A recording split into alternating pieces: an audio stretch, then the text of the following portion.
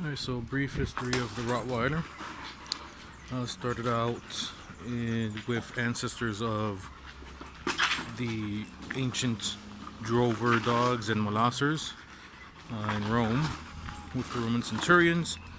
They were the guard dogs slash cattle dogs slash war dogs that the Romans used when they went to war and conquer other cities and empires and whatnot. So those are the most commonly believed as the ancestors of the Rottweiler.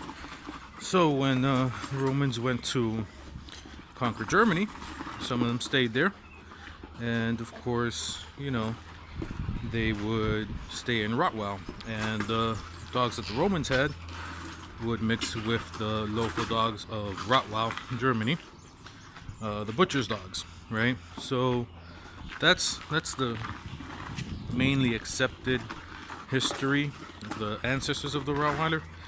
Then the local butchers, when they would go to market, they would take their dogs with them to drive cattle to market, the product to market, etc. And even it's said that when they would go to the pubs and whatnot and have their money, they would have the purse tied around the neck of a Rottweiler. As you see, I wouldn't want to mess with a Rottweiler and try to get the money out of their necks, right? So they eventually became to be known as the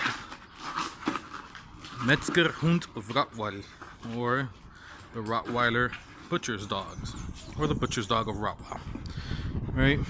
But then when technology arose with train and whatnot, there wasn't that much of a demand for them, as the trains would take cattle to market and whatnot, right? So just like with anything in capitalism, supply and demand, if there's not a demand, then your supply is gonna lower.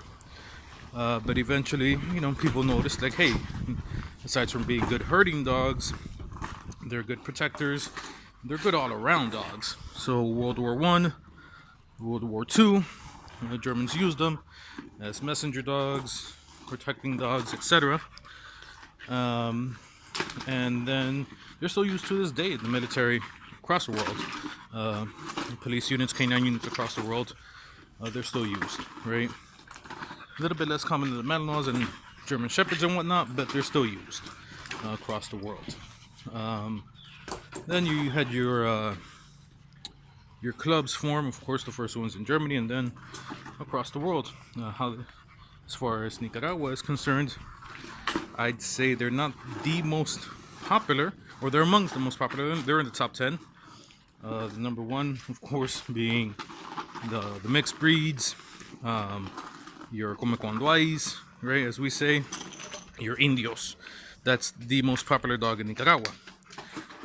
And then I'd say number 1 and 2 competing would be your pit bulls, or your pit mixes, Amstaffs, Staffordshire, even bully. Any sort of pit mix or pits is your number 1, competing with huskies and husky mixes as number 2. And then I would say competing with number 3 and 4 would be your Rottweilers and your Dobermans. And then you probably have your German Shepherds, and then more than likely Chihuahuas, right? I'd say those are the most popular dogs in Nicaragua. So here you go. That's a brief history of the Rottweiler.